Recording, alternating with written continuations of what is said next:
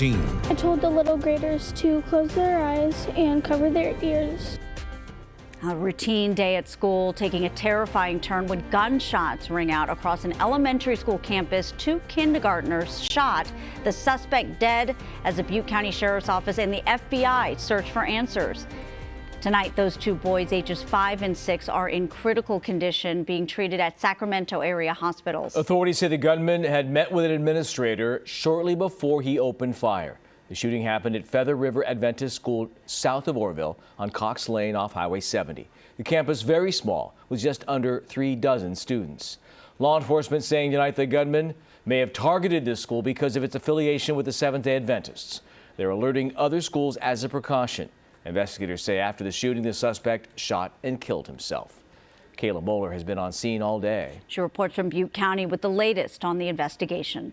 I'm outside of the Butte County Sheriff's Office where the sheriff, district attorney, and an FBI agent gave an update a couple of hours ago. They have not yet released the ID of the suspect, but say they're working hard to figure out why he did the things he did. SO is gathering the children into the cafeteria. CHP and Butte County Sheriff's deputies raced to a K-8 school for reports of an active shooter on campus. Highway patrol officer located a handgun near that individual's body and secured that firearm. The gunman found dead after opening fire at Feather River Adventist School, striking 2 kindergartner boys, aged 5 and 6, before turning the gun on himself. Those 2 children were transported to local hospitals.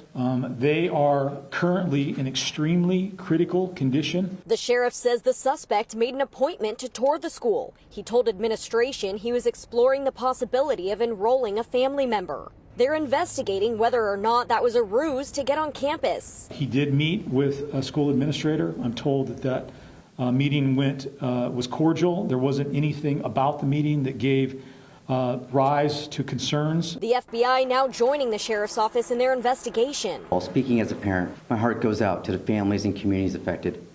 No father, no mother should have to endure what happened today. Please know we're working hand in hand with the full force of the FBI to be able to assist the Sheriff's Department in anywhere form they need, as well as your communities. The district attorney says there will be resources available for the people impacted. And so that will be going on now for weeks, obviously months.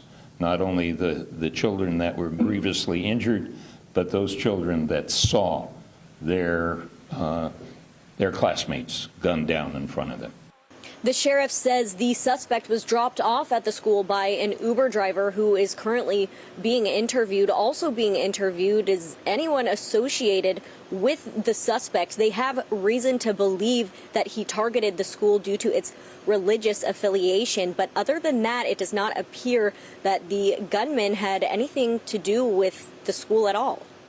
Kayla, thank you. One heroic 6th grader sharing her harrowing account of what happened when those shots were fired. Your reporter Brady Halbleib has more of her story near Oroville.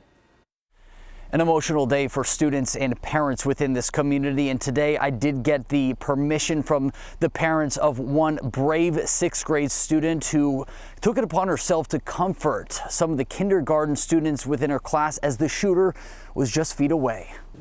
And I was thinking to myself, what if I get shot? What will happen to my family and me?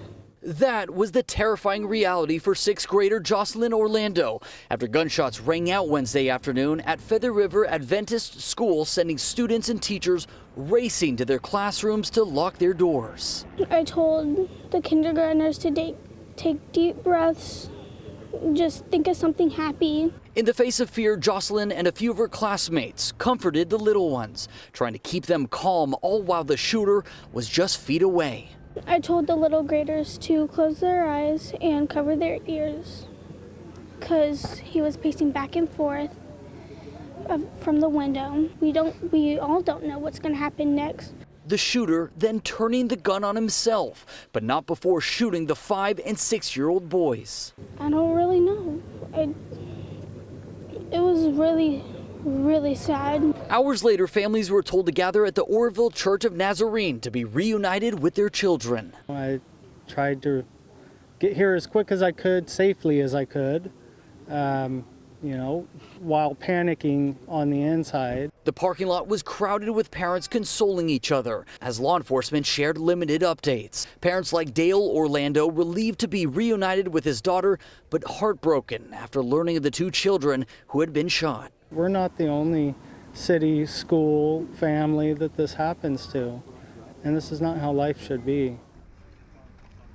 A religious and tight-knit community here as they are now forced to lean on one another during this traumatic experience, guys. Yeah, Brady, thank you. We're going to, of course, continue following this story. So for the latest, you can always stay with us on CBS13.com.